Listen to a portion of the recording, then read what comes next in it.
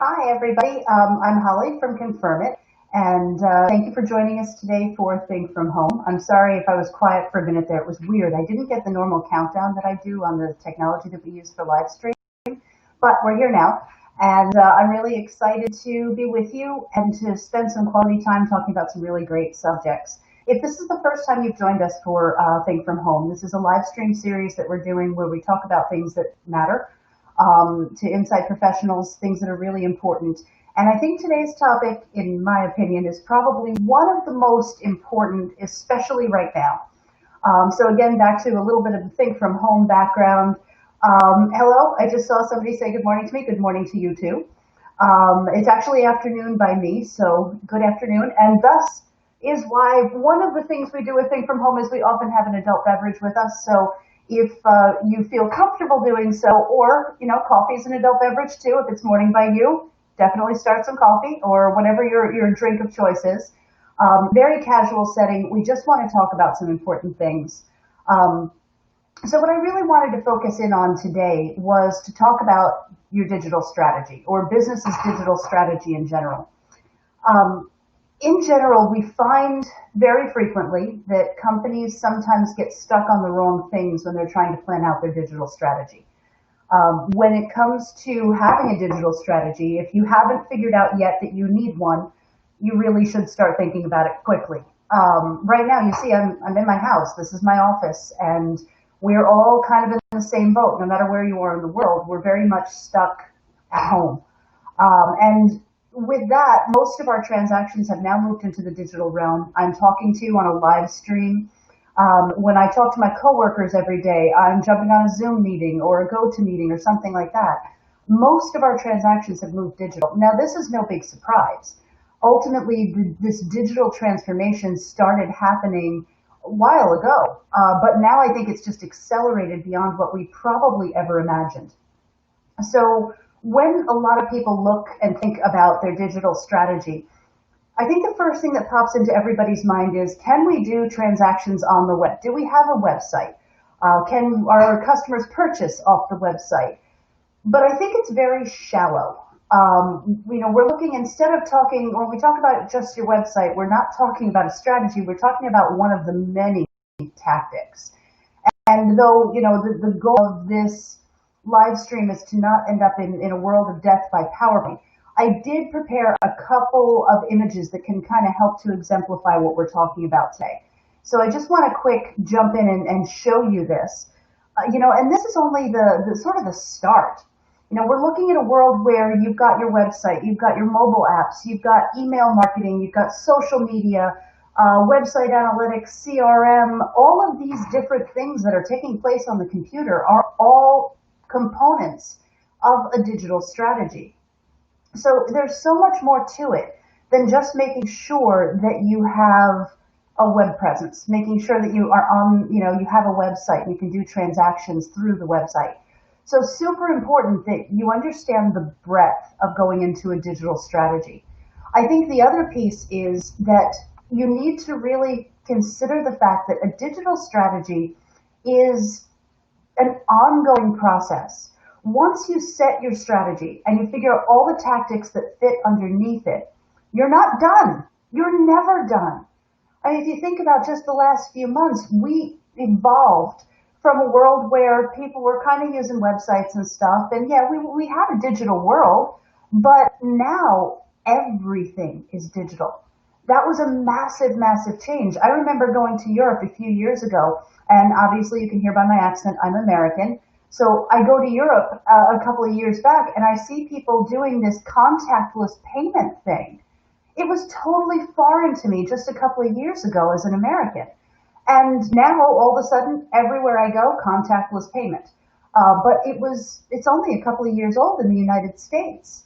So there's so much evolution to continue happening that you need to constantly be paying attention and looking at your digital strategy and revamping it.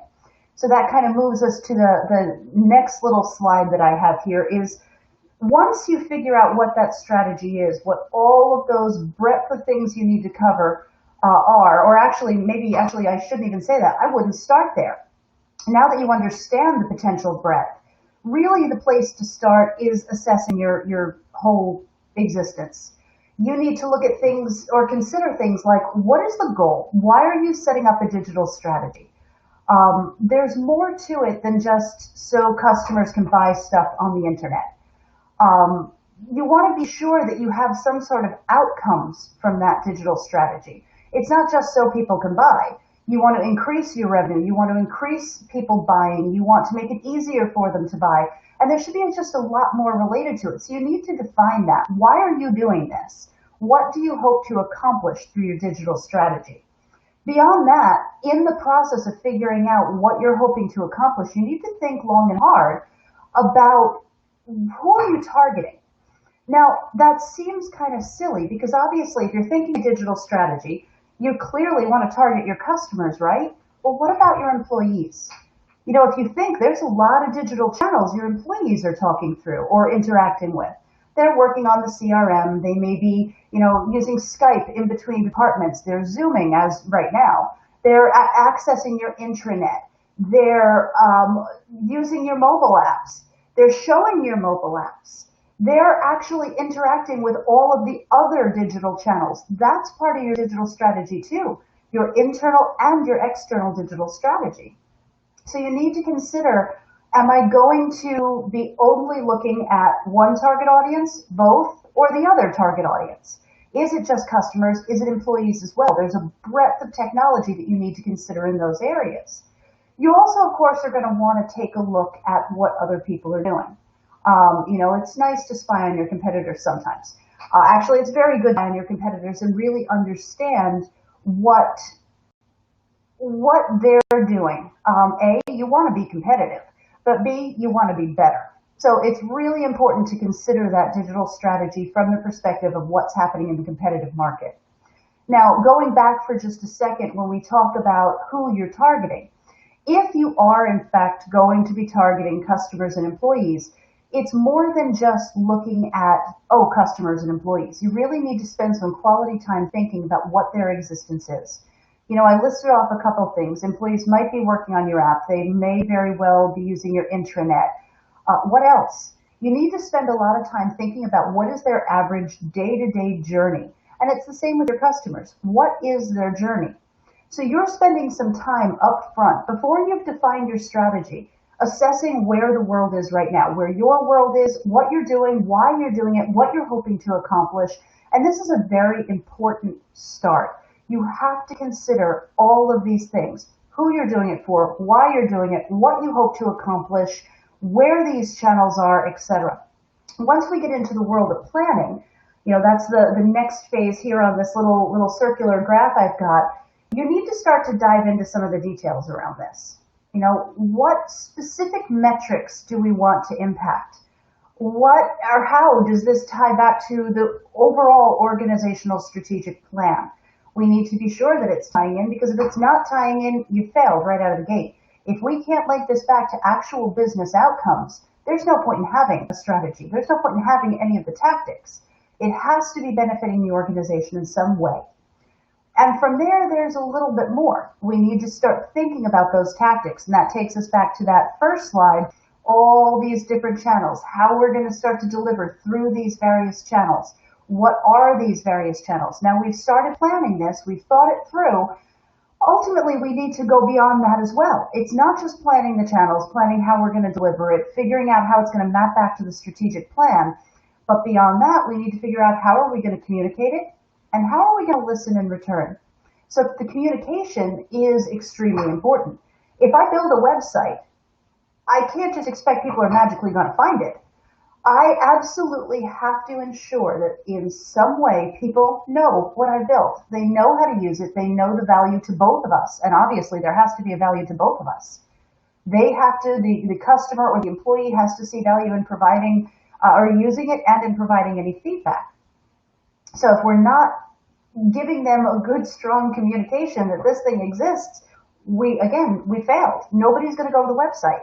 This is not a situation where if you build it, they will come. That only happens in the movies. So we need to be very careful to plan out an absolute communication strategy. How do we let people know? How do we advertise it? How do we market it? How do we guarantee that people are coming and using it? But remember, communication is a two-way street. Just because, you're talking, hey, listen, I've got a website, I've got this, I've got that, I've got an app, doesn't mean anybody cares. It doesn't mean that they like what you're providing. So the key here is to be sure that you've got a listening strategy in place as well. We can just talk at people so long, which reminds me of the next thing I want to point out. If you have anything to say, any comments, questions, put them in the comments box. I would love to hear them. We'll address them right here on air. Good morning to the second person who's added as well. I don't know if people are sensitive about having their names mentioned, so I'm cautious about that. But good morning to you as well. I'm glad you were able to join today. But back to that listening strategy. It is more important than anything else in the world to have a listening strategy. And let me give you an example of why. We want to tie this back to the strategic plan, okay? We want to tie this back to tangible goals, key performance indicators, etc., that are going to ensure our success. We're going to be measuring whether we are or are not successful. Because if we're having problems, we need to pivot. We need to move into another world. Well, what happens when you get into a world where you're looking at the typical KPIs? Okay, you're looking at website traffic, but you have no conversion. You're looking at your website traffic and they're coming left and right because you communicated. And that's fantastic, and that's all you needed to do, but nobody's buying anything. Your cart abandonment rate is like, 200%, which I know is silly, but I'm intentionally making a joke. But what do you do then? Why is that cart abandonment rate so high? Why are people not buying? Why are people not engaging the way you thought they would? Why are they staying on the website for 30 seconds when you were hoping for 3 minutes? Why are those metrics so bad? That's where your feedback comes in. That's why you need to listen. You need to ask people, hey, what's going on?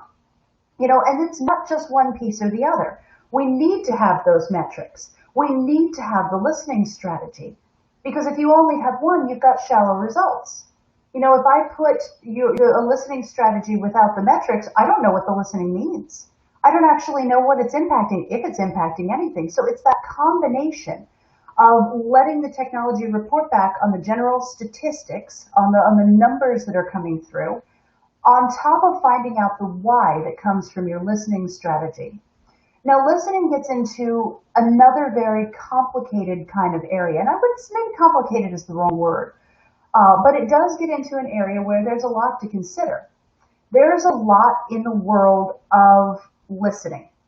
You've got solicited data, so where you're asking somebody their opinion and they are providing it. You've got feedback that's coming unsolicited, where you're not asking for it and they're giving it anyway. But then you've also got this sort of angle of expressed and referred, expressed and inferred, which you can see on the vertical line. Expressed are when people are giving their opinion, they're saying it, and inferred are the assumptions you can make based on certain behaviors, certain activities, etc. So this here all together provides the entire feedback landscape, and each piece is very important because each piece is going to give you a little picture into the puzzle so you can pull it all together to get a holistic view of what's really happening in your digital strategy, what's really happening with the execution of your digital strategy. And the reason I bring this up, because you might be looking at this thinking, well, this is getting rather tactical, but this is the piece that gets missed so often. You need to be listening, and you need to plan up front. How are you going to listen? Before you implement anything, your listening strategy needs to be figured out as part of your broader digital strategy. We need to figure out, where are we asking people the feedback that we need? Are we going to, be only asking for express? Are we going to be looking for other information? And consider now, your digital strategy is much more than your website. Remember, we talked about that up front. People are talking all over the internet. I think there's nary a brand in the world that doesn't have some comments being made on social media. And time and again, I've heard lots and lots of B2B organizations say, no, we're B2B. Nobody talks about us on social media. Really? What about your trust pilots and your G2 crowd? Really? You're not being talked about? I beg to differ. You've got rating and review sites that will be your downfall if you're not paying attention to them. And I know that sounds really, I'm not trying to sound mean, I'm trying to be straightforward here. Yes, you're B2B, and yes, you're on the internet, you're on social media. Don't have a limited view of what social media is. It is blogs and forums, rating and review sites. It's not just Twitter and LinkedIn and Facebook, although those are important too. I have people right now saying hello to me through LinkedIn as I live stream. It's a lot of different places that are all on social media, and you have zero control over what they're saying. This is not your message, this is theirs. And you sure better be listening to that as part of your digital strategy. You need to hear what they're saying about your product, your company, your brand. It's so super important. But again, any of this information, whether you're collecting it on your website through a variety of different types of surveys, or if you're going out to social media and pulling it in, whatever you're doing, it needs to be coupled up with that inferred data, what you can infer and assume based on the statistics, on the numbers. Now, how many people are following us on social media, and what are they saying about us? Is what they're saying about us impacting us on social media so people aren't following us? Is that one of our challenges? But that's that combination of the numbers that you're getting from those inferred data points plus the feedback you're getting. Same thing on your website. Maybe my website traffic is up. Why is it up? What are they saying? Is it down? Why is it down? What are they saying? What's the feedback? So the perfect combination pulls together this inferred and this expressed data coming from all these different channels, both solicited and unsolicited. Now this opens up more questions than it answers, honestly. But at the same time, you need to consider all of these different areas. And I figure we can start out on kind of a little bit of a path going into that. When we're looking at these different channels, there's also another consideration. I have to beg forgiveness for this not being the prettiest slide in the world, but it kind of gets the point across as we talk about planning out that strategy. It doesn't display really well. So you'll have to excuse my ugly display here. I'll try and open it up a little bit differently so you can see it maybe a little bit better. When we're looking at this and we consider all of these different channels, so remember we have every different channel out there, your email and your website and your social media. There's a lot of different ways to collect feedback. And in collecting feedback in different ways, we have an opportunity to potentially collect more and deeper information. So collecting data is not just a matter of, again, the statistics that come with your website or from Google Analytics or whatever the case is.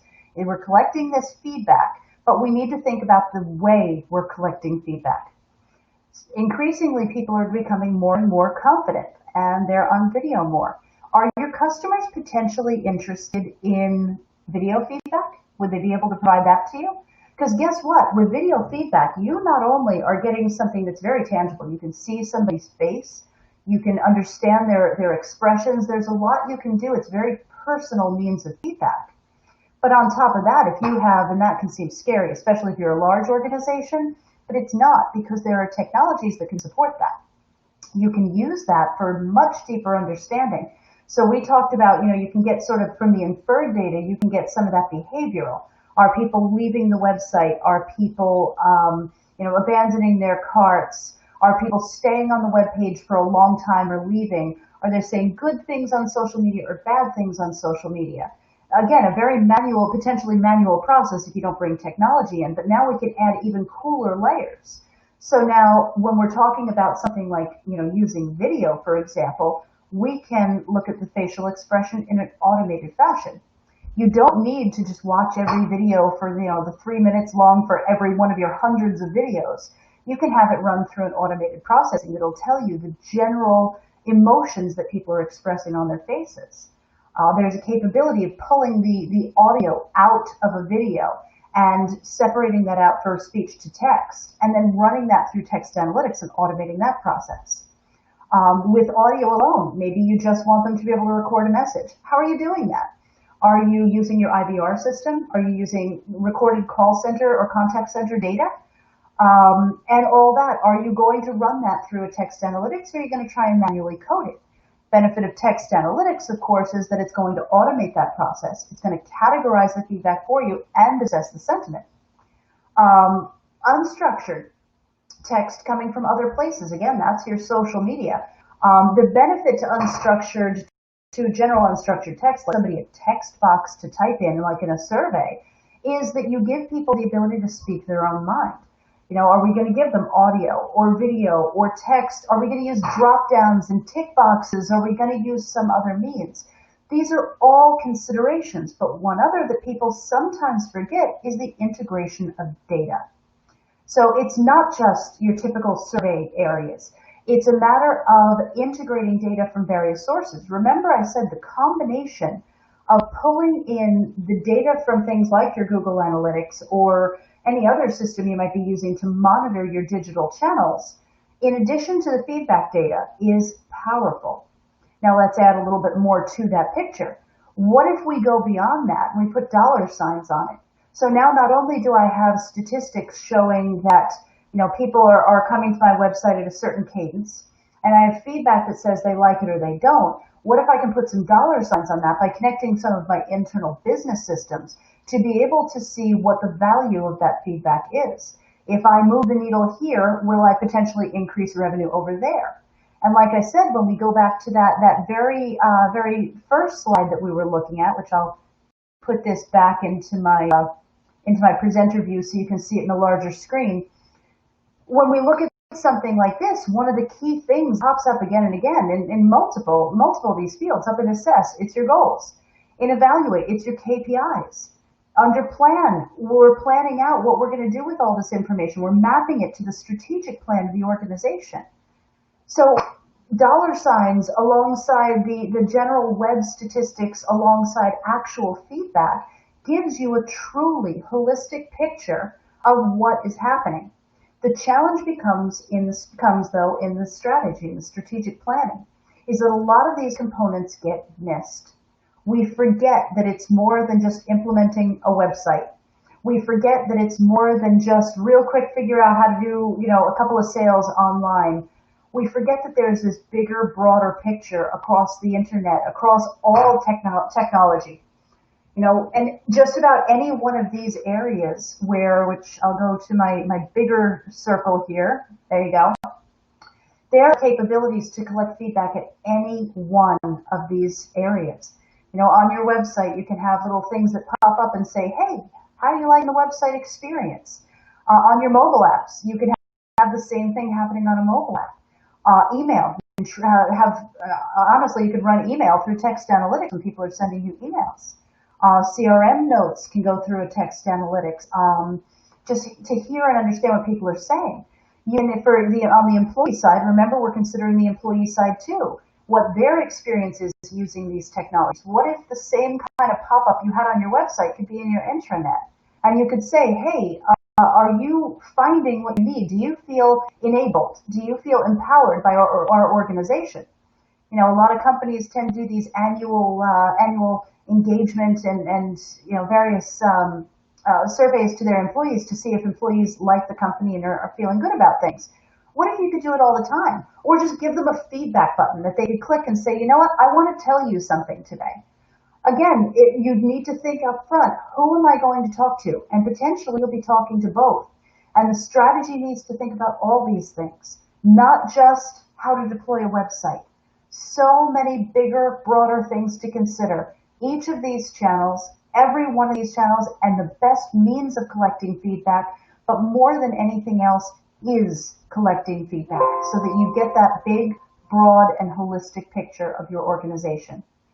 So I know that throughout that few minutes that we've been talking now, I think it's been about 20 minutes or so, I haven't taken a sip, so I should do that now. Sometimes I get so caught up talking that I forget that we're supposed to be drinking through this and it's supposed to be relaxed and fun. I do hope that you've enjoyed it. I didn't want to go on for days and days, so I think I am going to kind of start to wind down about now. But if you have any questions, feel free to post them. We'll get back to you. We love interacting and talking with people, and this has been a great time. But I do encourage you, spend some time thinking about that strategy. Think about how big and broad it is and that there's so many components to consider, and don't leave any out. This shouldn't be a scary thing. It just gives you an opportunity to kind of reassess what your strategy is. and to be sure that you're not just starting at a very minor tactical level, but ensure you're including all of the opportunities that are here from a thorough assessment, including starting with a customer and employee journey, figuring out what those touch points are, figuring out a bi-directional communication plan where you're listening as much as you're talking, and make sure that you're figuring out how you're looking at the whole picture to associate the KPIs and the wins that you're hopefully getting from that digital strategy, and it's associated back to your organizational strategic plan. So with that, I will stop now. It's been a really great time. Again, thank you. Thanks for joining us. We'll see you in 2 weeks where we'll be talking again. We have a special surprise in a couple of weeks. We're going to be bringing in Stan Phelps, who is the author of an amazing book called The Pink Goldfish, which I just finished reading myself, and it's going to be fantastic. I'll be talking to Stan and interviewing him to kind of pick his brain on some of the cool tactics, marketing tactics that are included in Pink Goldfish and how it applies in the world of insights as well. Because I think there's a really valuable, powerful angle there that we need to talk about. We need to get it out there. So again, thank you. If you enjoyed this time, depending on what media you're watching us on, I know we're on LinkedIn and Twitter and what's the other one? I'm drawing a blank now. YouTube simultaneously. So whatever the medium is, like, subscribe, comment. We would love to hear from you, and I hope to see you in 2 weeks, same time, same places. And again, it'll be really great to have Stan joining us for the next conversation. Thank you so much, everyone, and I will see you then.